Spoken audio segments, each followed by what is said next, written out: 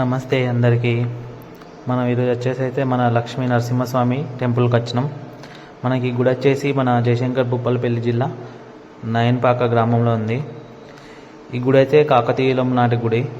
మన ఈ గుడి ప్రత్యేకత ఏంటంటే 4 ముఖద్వారాలు ఉంటాయి.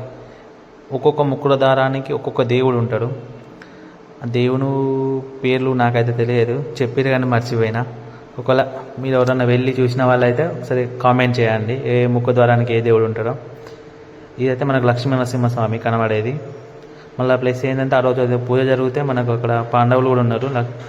మన లక్ష్మీదేవర, పోతరాజు, కృష్ణుడు. గుడి అయితే చాలా పవిత్రమైంది, చాలా పురాతనమైంది. ఒకవేళ ఎవరైనా వెళ్ళి చూడని వాళ్ళు ఉంటే మన జయశంకర్ భూపాలపల్లి పక్కన ఉన్న వాళ్ళు వెళ్ళి చూడండి. Thank you for watching. Please do subscribe. Part 2 కూడా ఉంది. పార్ట్ 2 వీడియో కావాలంటే కామెంట్